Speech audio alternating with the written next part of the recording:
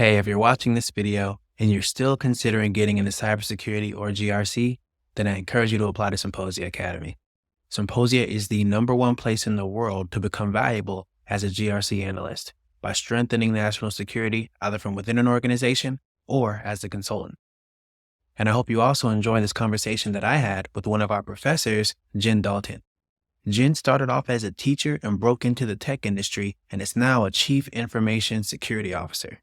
At Symposia, she leads our interview mastery classes, where she brings her on-the-court wisdom as an active hiring manager, her bird's-eye view of the industry as a CISO, and her experience being a job counselor to all the students here at Symposia. She talks about being 10 feet tall and bulletproof, as well as having an immediate impact on an organization to leave your mark. I hope you find this useful and enjoy the video. So Jen, how are you? Good. How are you? Great. I have to say, I'm a huge fan of work of the job market and you calls. I love it. Like, fantastic. It's really crazy what you're doing. Like, Good. Glad to hear monthly it. market intelligence on how politics affects the job market is insane. Yeah. Yeah. I'm enjoying doing the research for it, so it's been a lot of fun. I really love that you're a part of Symposium, adding so much value, especially to the students. We really want to just connect with you today, just learn a little bit about you and see how comfortable you are with visibility outside of the platform. Because what I really like to do is actually share your story. I think is really compelling. I've heard from Val, just like an earshot, but I want to sort of dig a little bit deeper and kind of, learn more about you and obviously introduce myself. Sure. Absolutely. I'm not opposed to you guys using me and getting my story out there because I think that's why I've connected so much with what we're doing at Symposia is that for me, it feels very authentic to how I got my start in information security. Like me being a person who didn't go the traditional path to becoming a CISO. I think I resonate with a lot of our students for the same reason that I took a different path. And granted, I wish I had a program like Symposia at the time because it would have made it a lot easier. Um, but I think that's where I'm very passionate about it is I love what we're doing in cybersecurity and in governance and risk compliance. I feel strongly about protecting my end users at all times. So being able to help other people find that path is really exciting to me. Wait, so I've heard that you were a teacher. Early on, I decided I wanted to be a teacher, started doing early childhood education even, and got a certification for that. Really found that like I'm financially driven. Like I can't even deny it. Like I like to make money. I'm sorry. And teaching's just not where it's at. Okay. So Okay. I'm financially motivated. I have kids. So I pivoted and went into financial services for a while. And I ended up getting to still teach while doing that. I became a 401k advisor with T. Rowe Price. So I helped teach people who had their 401k what it is, how to use it, what investments mean to them, but then became a subject matter expert as well. So I also helped coach my new coming people on my team all of that information about what a 401k is and helped lead whole trainings as a subject matter expert, including doing train the trainers and helping coach my team into interviews because we had a process at T. Rowe Price where you never got promoted without an interview involved. So even to do a promotion, you had to go interview it just like everybody else who could be coming in from outside. So part of my role was coaching my team with how to interview, how to make their resume meet that specific job that they were going to apply for. And I got a little bit of insight into that space. I moved over to USAA shortly after and did very similar in the property and casualty space for insurance. All this time, not really making a whole lot of money. It was there, but it wasn't what I wanted for my own financial stability. So I fought for a long time against going into the same business my dad did because he is a software developer. He's like published books on SQL. So in my family, it's like, you should be a software developer because I am. And I'm like, I don't want to do that. So I fought it for a really long time, but then ultimately started working with my dad for a while, embracing it just because there was more financial opportunity to it. And it does come very naturally to me. And I had worked on the side all through the years as extra income because again, nothing I did really met my goals. Then I had an opportunity, a really interesting opportunity to come on board with Brush as an IT manager several years ago. Their opportunity aligned when my need for a change aligned, and they brought me on. Uh, there's a fabulous story that I tell in interview mastery class about it because I walked in and interviewed with the three owners and the VP of finance, and they were like, "Well, how do you do these things? Can you do this? Like, how do you join in a computer to Active Directory?" I was like, "I'll go do it right now. You have one you need done?" And they called me on it and were like, "Yeah, right there at that desk. Can you go do it?" I was like, "Yeah, I'll be back. Let me go get it done." So I did. I went and joined it to their network, got it done for him, and they hired me that day with a handshake. Like, I interview like I'm 10 feet tall and bulletproof is what I tell the people in interview mastery because I am. I wouldn't waste somebody's time interviewing with them. I'm excellent. Of course you want to hire me because I'm amazing and I'm going to benefit your company no matter what.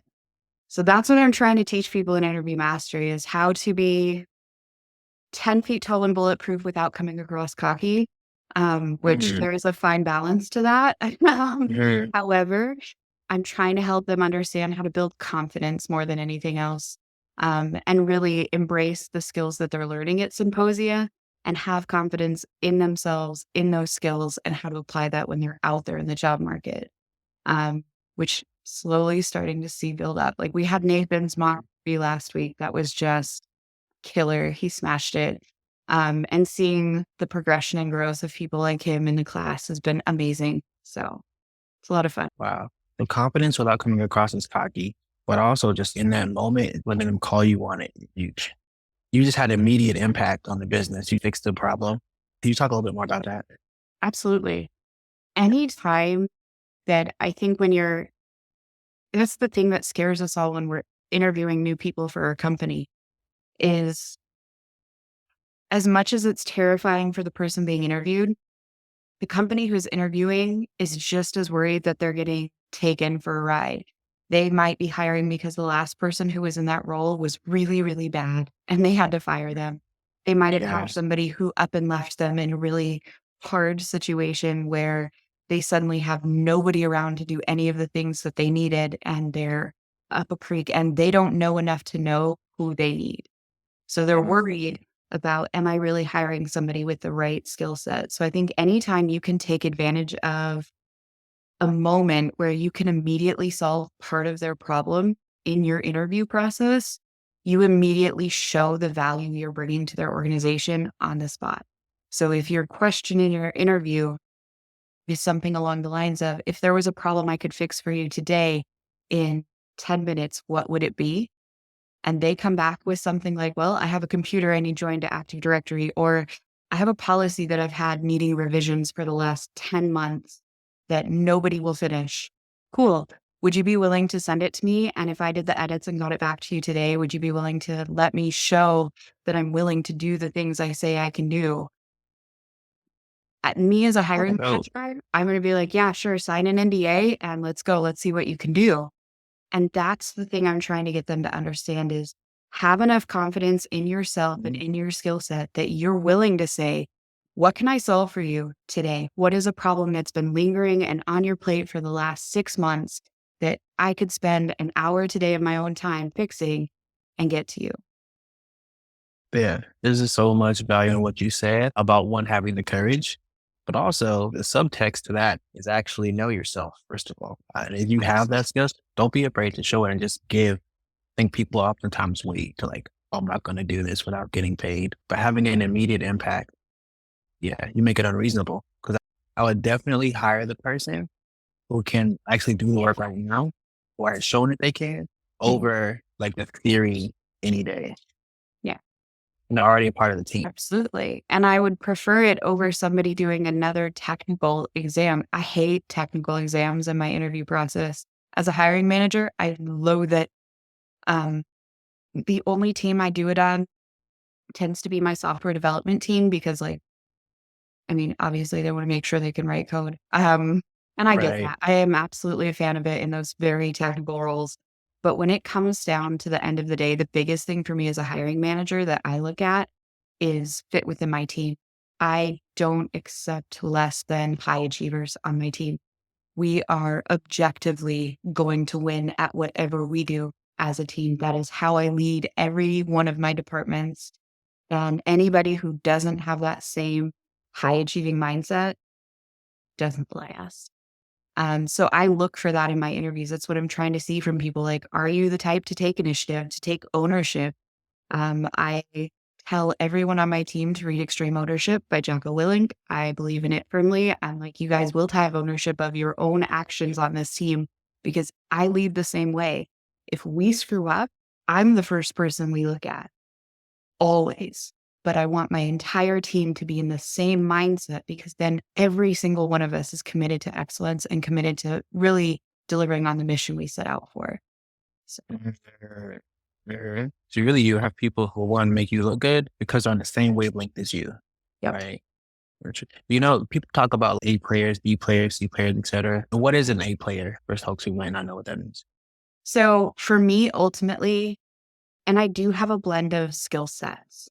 Like, not everybody on my team has the same personality. You have people, and I've heard it also. There's another author I can't think of right now. He was a coach for sports. He did like personal training. Tim Grover. Grover. Yes. Yep. Relentless by Tim Similar. Grover.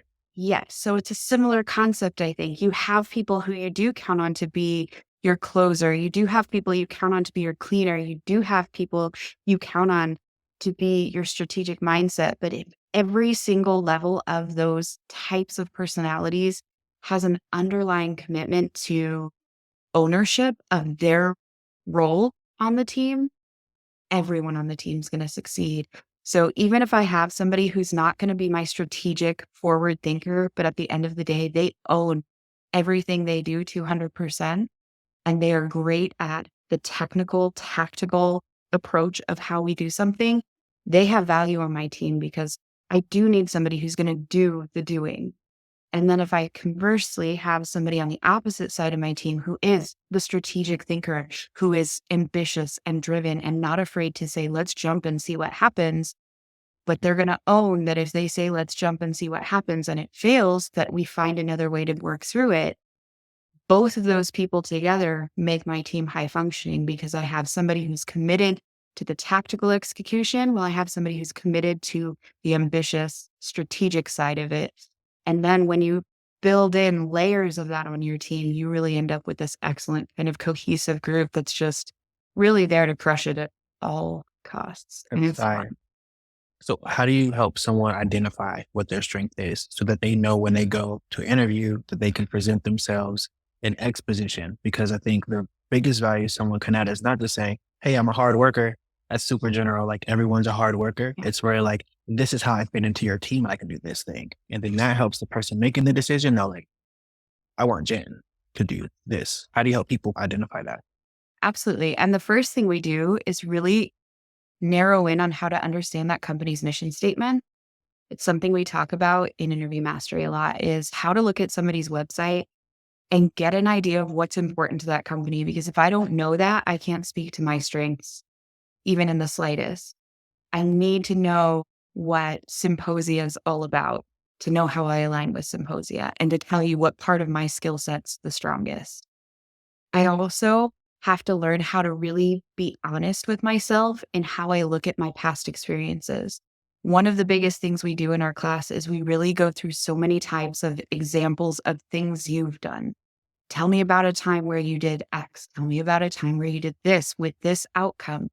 Find an example, even if it's not GRC related. Find me an example of where you excelled in a past role, whatever it might be. We can tie that to any concept in GRC if it's a strong example. And we really talk about kind of what GRC means at a higher level and how you can take any other role and it can be part of what built you into the analyst that you're going to be. Whether that's my time at T. Rowe Price as a 401k advisor, I was helping individuals understand what risk meant to them on a very real basis. Are they comfortable with investing in a small cap mutual fund that has a lot of high risk but high return? Or do I need to have them be with something that's more comfortable, that's a large cap, that's going to have more buffer to it? Or I need to put them just in bonds? having that ability in my past and excelling at connecting with people on a personal level, I can correlate that over to GRC and how I look at a company's risk appetite. The same could be said for early childhood education. I had a commitment to ensuring the safety and protection of young children's lives and livelihood. The same skills that are applicable there in making sure that their records were safe, making sure that their actual physical beings were safe, is part of what built me into a person who cares about making sure my users are safe at the end of the day. So no matter what my past experience was, it built me into who I am today and the analyst I'm going to be in the GRC space. And so what we do in Interview Mastery is really peel back the layers to say, what did I do? And then how is that building me into the stronger analyst that I'm going to be today and tomorrow? And once we know that mission, we connect the two.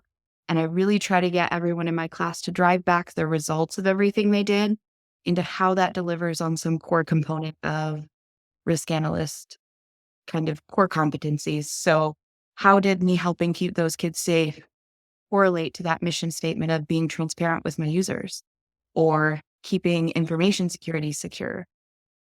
All of those pieces and tying it together is where I think we find the most success in helping somebody who's interviewing understand that not only do I understand where all of it connects, I understand how everything I did that got me to where I am today has prepared me to be the best member of your team possible and ready for this GRC role because it's built me into who I am.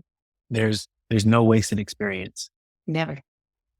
I love how you said like you basically take care of your users the way you took care of your babies Yeah, in the class. absolutely. Yeah. I do. It's very true. It's all built into how I approach things. What kind of seeds are planted with you as a teacher? I think, honestly, I think the biggest thing for me is I really love seeing that moment where things click for someone in any space, whether it's my kids, whether it's somebody on my team catching a concept or learning a new skill, or people that I'm coaching here at Symposia and teaching about interview mastery or a certain framework. That moment you see somebody light up and the connection hits and that aha moment actually hits them. I love that. I find value in that and it really validates me as a person and knowing like, okay, yeah, I did help them see that. I got them to understand the concept. And I think that really translates well into the GRC space because what we're doing in that governance role is trying to share that passion for being adhering to these policies in the same space for all our stakeholders. We're trying to get everyone to have the same buy-in and have that aha moment that like, if I'm compliant with this policy, this matters. This matters to our mission statement. This is how my job stays secure. It's how to show everyone that they have the same skin in the game when it comes to compliance and security that I do in my seat, in any seat in the company. So I think that's where for me, it really feels very naturally inclined that being in the cybersecurity space, being in the GRC space, we have to be educators because if we're not learning how to teach other stakeholders the same pieces and other employees and users how to have that buy-in, we're almost at a disservice at that point where we're not teaching the same kind of overall mission statement that comes from GRC, where it's all about protecting the business at the end of the day. That same ism inside of you that gets the class's attention, kind of gets everyone on the same page. It's sort of what you do to a company, but for Absolutely. information security. Absolutely. Wait, what grade level were you teaching? I did early childhood education, so I had up through Wow. pre-K. Mhm. How alike are adults and babies? Honestly, dealing with a group of adults in a company is a lot like dealing with a room full of toddlers. Like nobody wants to read, nobody wants to follow directions. I'm going to say something at least 10 times, and I have to say it as simply as possible. But it very much correlates. Yeah. Teach preschool, and you will be able to teach adults how to do anything. What I love about this story is this through line. So you told us what your job was, but when you got to Brush, before you became a chief information security officer, big fun. You started off in IT, right? What was that journey like to evolve from plugging in computers and fixing things to leading an entire security department? It was a whirlwind, to be honest. We had a really big opportunity that came up with Brush where our product we were making, Havia, or still are making, um, was selected for the Lloyd's of London Accelerator. I don't know if you know who Lloyd's is, but they're really Okay. big in the insurance space, like globally. And they chose our product out of several thousand globally for their accelerator lab. And we were thrilled. We were like, I cried when it was announced. It was a whole moment. But as that happened, so many doors started to open rapidly in rapid succession. New clients that were interested in us that were even bigger than we could have dreamt of were wanting to see what we were doing, wanting to get on board with us and saying, okay, yes, we love what you're doing. We need you SOC compliant. And everybody in my company went, what are they talking about? Yeah. And I was like, let's go find out. What is SOC compliant? So for SOC compliance, we have to be SOC 2 Type 2 compliant for a lot of our clients to be able to use us. And that's where we're required to meet a very stringent criteria of trust service criteria and have an auditor come through and basically say, yes, we prove that we have all of the controls and criteria needed to meet this requirement. And then we consistently keep doing them over time. So in that journey of figuring out what that meant, there had been multiple instances in my time at Brush where I had shown them time over and time over again that if they throw something at me and I don't know how to do it, like I'll go figure it out. I'm that person. I'm going to fix it, solve it, close it completely and make it happen. Like, oh, did we have a server completely just decide to delete our hypervisor off the VM? Sure. I don't know anything about Citrix, but let me go figure that out. That's me. So, hey, we need SOC compliance. I'm going to go figure it out and I'm going to master it because that's what I do. So, I dove into this process of researching SOC and ISO and NIST and all of the different frameworks that are out there and kind of what it meant to create an information security program. Started connecting with a lot of colleagues and doing the learning behind it. So I took a ton of prep classes. I took a ton of time to research and really understand what the core components of it needed to be. Because at the end of the day, I know I don't have the same degree that another CISO has. I know I don't have the same letters at the end of my name for a certification yet because I haven't gone to take the certifications, but I've studied for them. But I knew I needed to know the information and then I could do the doing, even if I didn't have the letters or the piece of paper. So I went ahead and did that, did all the studying, and started really formulating a solid plan. And then we had to do it twice over, once for Brush and once for our product Havia separately as two different companies. So I went through the process twice, start to finish, and then really started to understand that there's a big need for this in the small business space outside of just Brush and Havia. So along with that journey with Brush and Havia, I also have been freelancing on the side and started offering consulting services for people who also needed the same kind of approach. I'm a small business. My clients require me to get SOC. How do I do this? So I started consulting as a vCISO as well for people and really helping them understand how to put those policies in place, how to align their processes with the controls that are required. And in that same teaching space, teaching them what SOC means to them, teaching them what it means to be compliant and why it matters. And ultimately, it's more than just my clients requiring it.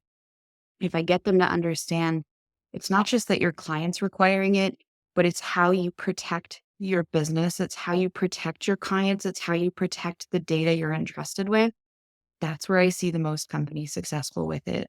When I'm able to get them to have that aha moment and get them to see where it all connects. And usually that happens with the risk assessment and getting them to kind of understand how this helps them see their overall program and understand what it can mean. If I'm looking at a business and they're SOC compliant and I'm a consumer, what does it actually mean for me if I'm a customer? It should mean that they have a much more solid criteria that they hold everything to for making sure privacy is taken care of, making sure that they have backups in place and a failover system to keep their system available, that they actually take cybersecurity to a different level than just kind of phoning it in. That said, just because they have the compliance doesn't mean they are automatically still compliant. There's a whole investigation process we do as a GRC team to make sure that that company still is. And that's where the program takes off and you end up needing so many more resources like analysts and things like that, because they help you with that process of vetting that service and making sure that, yes, they have a SOC report, but is it accurate? Is it current? Does it actually have the right criteria to the same level that we do so that we can have that assurance that they are a valuable resource? Mhm. I tell people like it's often guilt by association, you Mhm. know? So when companies are like linking hands and like sharing data and doing business, if your partner or your business, whatever deal this is, if you didn't make sure, you didn't do the sniff test beforehand to really see if they were doing what they're supposed to, if a breach or a leak happens and it looked like it came up from their side, it's still your fault because all of your users were exposed. And so it's really about understanding those risks on both sides and making sure that everyone is essentially following the rules. So Absolutely. now you're a chief information security officer. And it sounds like you got there through taking on any and everything that came your way and being that cleaner and closer, like you said. So you practice what you preach, which is go up and above so they can't deny you. What is a chief information security officer? That's a lot of adjectives. What is that? Ultimately, you are where the buck stops when it comes to information security threats, breaches, risks, and incidents. I'm required to keep up with current threats and current trends. I have to provide oversight to my team for how they adapt to those threats and trends. I have to make sure that when it comes to our information security program and our risk management program, that I am continually adjusting that to make sure that it grows and adapts to changing threats and our changing business needs, and helping my team understand how to execute based on those needs. It's making sure we have solid incident response plans in place, that we're testing those things and doing recovery drills and doing incident response drills so that at the end of the day, I'm not the one necessarily going in and turning off that access when there's a threat. I have a team who's trained, capable, and proven that they know exactly what to do in that incident. And they're going to go through the steps, follow the practice that we have set out and mapped and drill. And they're going to notify me at the appropriate step, hey, this is happening.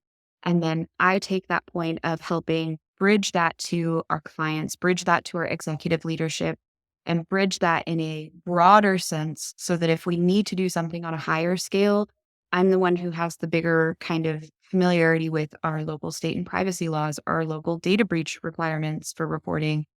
That's kind of where I say that the buck stops with me. I have to understand all of those compliance pieces with a high enough level of detail that if we have a breach of 9,000 people, I know exactly what our response needs to be. But if it's 10,001, that there might need to be a different type of reporting involved. Or if it's Mm. 250 Texans involved, that we're going to be reporting it to the Attorney General's office for Texas or whatever it might be. Like, I have to know all of those steps that come into play for where we report and when based on what the incident might be. My team has some familiarity, but I have to make sure that I'm there to keep that high level oversight to ultimately protect my company's assets at the end of the day. So when these breaches happen, typically what causes them? Why do they happen? Ultimately, you can have the most prepared company in the world and they could still have a breach, technically. Uh, I mean, we see it all the time. You see companies that are in healthcare that you know have to be compliant with HIPAA, that have strong capabilities and strong information security programs, and they end up with a breach. And it could happen for 100 reasons. A lot of times it ends up being human error is the worst. That's the hardest one that hurts the most because we just think if we had trained a little bit stronger, maybe it wouldn't have happened. Um, and ultimately, that's a lot of times the lessons learned, but it could also be just a very dedicated threat actor who is really set on getting into that system. You can go all the way into federal systems where they have everything locked down to this extent that you're in a badged in area where cell phones aren't even allowed in. But somebody who's motivated enough, it doesn't mean it's bulletproof. It doesn't mean that there's not a way for somebody to possibly gain access into those systems somehow. Because of that, you always have those incident response plans, and it's all about how you recover and learn from the incident as much as how you mitigate the incident. So both are kind of a key component of that response management side. Well, yeah, I've always thought that if somebody really, really, really wanted to breach a place or had strong physical security, they'd always just they do the body cavity thing. You know? Yeah, They I find mean, there's ways. There's people who crazy will go stories to out there. extremes, and that's the reason that a lot of people who work in those facilities have to have top secret clearances that get renewed frequently because those clearances are looking to see, are you the type of person who could be bought? Are you the type of person who could be swayed into leaking information from this place that you work? So that process of gaining your clearance to work in like a skiff, it's intense because it's supposed to be, because they're trying to make sure you're not the type of person who would sell government secrets, because the people at the end of the day are the biggest source of error in that skiff, more so than the network itself. It's the people that tend to be the Okay. biggest. There's this crazy story about this woman who I think her husband had medical bills. He some sort of accident. Then the kids had to pay for school for that. And then for an actor, got close and exploited that, paid her like 40K to just to download and send them a bunch of information. And so when these clearances come into play, cybersecurity is not always just like people hacking. It's like they're spies. It seems like fiction, but it's It's true. truly not. It seems like it should be, but it's not. And it even happens at the corporate level.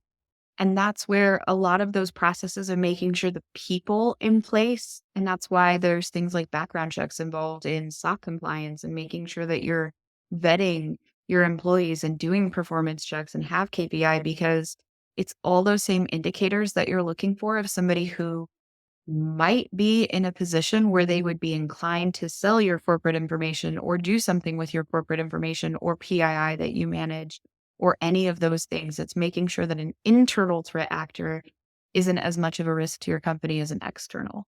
I can say. No, you mentioned something was really interesting when you got into this position, and I'm hearing things like raw skills, raw talent, before you even had the acronyms before your name, right? Before you had CISO Jen, before you had any certs, it was just skill and grit. So people often ask, what search do I need to do, get into this? Or I'll talk to people and they've got 5, 6, 7 certs and degree, and they're not even in the industry yet. Like, I what's mean, your take on that? Honestly, I would put myself up against somebody with 7 certs at the end of their day and no experience any day of the week, like toe to toe.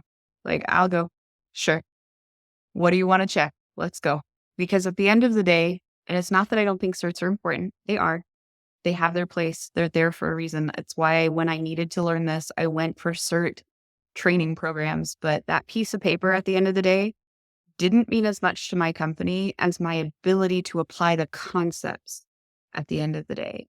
So if all you ever do is go to school and get the certs, but you never apply the skills and apply the knowledge, I will run circles around you day in and day out, because I'm not afraid to apply the skills, because I'm also not afraid to apply wrong. I'm not afraid to take a risk on something and do it wrong and learn from it and grow from it, because I don't look at my failures as a failure. I look at them as another learning opportunity for me to grow from. And that, I think, is the difference between somebody who is purely driven by their internal motivation to better themselves no matter what versus somebody who relies super heavily on the education, getting them in the door before they're willing to apply the experience and take the risk themselves. You have to be willing to jump and kind of slingshot, take the step back and ramp up and learn the skill sets and then go forward. Because at the end of the day, the skills that I've learned in doing it on the job make it a lot easier for me to go in and take a test, to speak to the things that I'm doing, because I've already done them. I'm not having to cram the same way I would have if I was just taking the test raw and never had seen this before.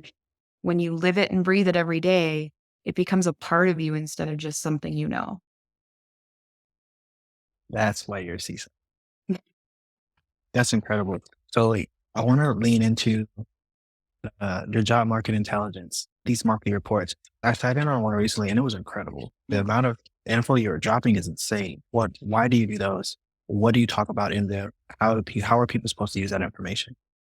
So ultimately, The big reason and driver behind doing them is it's really easy. And ultimately, it comes down to the same concept I talk about when it comes to information security policy as a whole, Yeah. and GRC as a whole. If you're going to talk the talk, you have to walk the walk. We continually talk about having to stay up on industry trends for cybersecurity and threats and vulnerabilities and what this new threat landscape means. What does AI mean to this landscape? If you don't do the same for the job market that you're trying to get into, for all of our students at Symposia that are trying to break into this market, if you don't apply that same standard of learning the job market and learning the trends and how to read them and see those signs, you're doing yourself a disservice at the end of the day because you're not really walking the walk of being a part of this community. Because ultimately, where I've seen the biggest ramp up of my skills personally has been when I started talking to other people in the InfoSec space, getting to know other CISOs or other information technology managers or other people who are out there and applying the skills and doing these things. That's when you start to gain that sense of community, because there is a very strong sense of community when it comes to IT. And most of the time, people aren't afraid to connect and talk and share their knowledge. It's Mm. one of the best things about IT, I think, is that there are so many people out there willing to give their time and advice to anybody who wants it, as long as you're brave enough to ask. So the biggest driver behind it is trying to make sure that we're walking the walk about being a part of this community. So knowing what these jobs really look like, knowing what the salary expectations are, to make sure that you're aligning yourself realistically with what you're walking into. If you know that the salary expectations in the state of Texas just aren't what you're looking for, cool. The ones in California were, or New York were, awesome. Then look for jobs that are based out of there. Even if it's a remote job and the company's based in New York, you know that the salary should be slightly higher. It gives you all of the tools to make informed decisions. And ultimately, I'm always trying to get people to understand GRC is all about making informed decisions. I'm not going to tell my company to go do something without weighing all the risks. So, to the same degree, when you're looking at a job in GRC, I want you to look at it and weigh all the risks and benefits. Like, weigh what isn't working, weigh how frequently people are looking for these things, and how you can really leverage your skills and your ability to stand out amongst the crowd who's applying to give yourself the best shot. And it's all the same thing, mitigating the risk of not being seen through the noise and how to stand out above the crowd for Yeah. the best chance of success. And I love when you pulled out exactly, hey, this is what job applications or resumes are saying, but here are the things that these jobs are actually looking for, and like the discrepancy between the two, so you could find how to line up. I thought that was incredible. But you also talked about like legislation that's being passed. And what blew my mind was that politics affects the job market. Mhm. Absolutely. Yeah.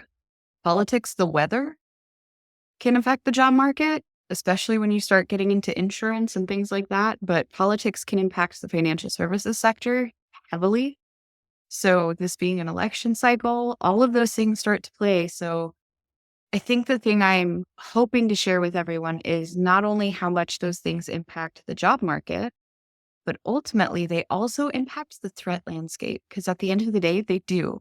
Politics impacts the threat landscape. So does the changes in what's current in hot trends. So does all of the weather and all of the other pieces that make everything ebb and flow in the job market. It goes to the same hand when it comes to the threat landscape. So it's all kind of intermingled. And so as the threat landscape evolves, this is where the GRC jobs are going to be, because they want to regulate, add laws, protections, and these things. And politics is, you correct me if I'm wrong, I think politics is really reactive. And so when stuff happens, financial markets react, politics react, finances react to the politics, but there's threats associated with all of it. And that's where they need us to go. I'll tell folks that GRC is not an industry, it's an aspect of every industry. I Right? think I Because we even said actually, that in this month's job market class because people were oh like, why yeah, isn't GRC there? And I was like, well, it's not its own job category. It applies to all of them. It's a component of everything. Like, it's not its own job market. it really resonates. I was looking at LinkedIn and I saw TikTok, Chipotle, being, they're all from burritos to clothing to social media. They Like all need it. everyone they all need it, which is really crazy. So you could really find whatever industry you kind of dig, like what you like to do, and make sure that they're keeping. If I'm ordering burritos, make sure that they're keeping my credit card info safe. Yeah. I mean, I was talking to one of my NIST students on LinkedIn, and he was like, I really love financial services. And I think that's a part that I want to get into. And I was like, absolutely, you can do that. Within GRC, you can go financial heavy. And he was like, well, what types of categories are there? Is it, you can even go all the way into like anti-money laundering units where their entire job is very financially heavy because you're investigating compliance to avoid money laundering. Like you can go full tilt on financial services within GRC and apply that skill set. So no matter where your passion lies, if you understand the concepts of GRC and you understand what we're trying to achieve at that broad level and how your passions and past plays into it, you're going to be an asset to whatever company hires you at the end of the day, because that's what they need is people who are passionate about what they're doing, passionate about their mission statement, and committed to teaching outward that concept of compliance. Okay. I know we're almost in time because I know you have a class coming up soon, which I'm gonna be in. Okay. So two more questions. One is, what skills does somebody actually need to be successful in GRC? Or put it like this, even to get started, what skills do you think someone needs? We talk about this a lot in interview mastery, actually.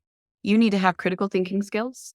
You need to be embedded with leadership skills. Doesn't mean you have to lead a team, but you have to understand leadership because you are leading a company in compliance.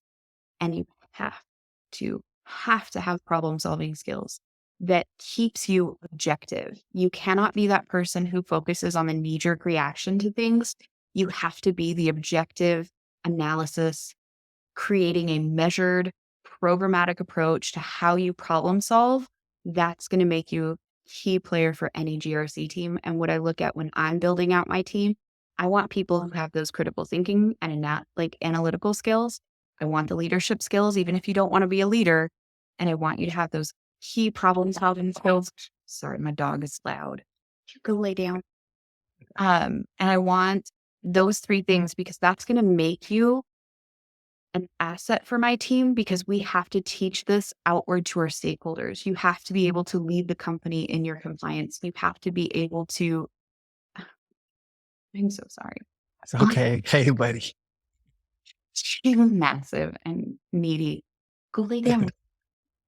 But those skills make somebody who, even if they don't have the long-term goal of being a leader, I need them to understand what it means to lead by example, more importantly, because that's where it comes to that company mission statement. You have to be able to take that example and show people compliance matters, and here's why, and here's how even we live and breathe it.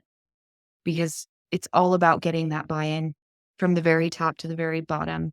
Everyone has to have complete buy-in into the program, or your compliance is always at risk. Because again, the weakest point is always the people factor. And that's how you solve that, with really good, strong leadership and critical thinking and problem solving. Awesome. I'm hearing not one technical thing in there, but really No, I can teach you the intelligent technical. I people. can't teach the other three. Yeah, that's important. That's last question, because I know you have to run to a class now. Okay. Why did you join Symposia? I was really passionate about the opportunity to help other people find a path that's not conventional in this GRC space. I did it. It's doable. If you're committed and believe in yourself enough to take that risk, anyone can do it. And if I can do it, they can do it. So that opportunity to be able to share that with people and see that moment of them having the aha moment when something clicks, when a certain framework finally sets for them and they're like, I get it now. I love those moments. I find it really fulfilling. So this was a great opportunity for me to share my passion with other people and get to really see those moments come together in a way that I know is truthfully going to impact and change the course of their career, which I love getting the opportunity to do. Awesome. You're so cool. I think we're going to have to tell everyone about you by interview mastery. I'm not even interviewing, but I love coming just to just learn from you. So I really want to thank you for spending some time with us this evening. And I'll see you in the next class. And for folks who want to learn more about governance, risk, and compliance, and maybe learn directly from Professor Jen herself, they can tune in more, or they should apply to Symposia. I'm happy to be here, and we're so blessed to have you. Thank you. Happy to be here. Happy to see people in NIST class too. That's another one I'm really passionate about. Thank you.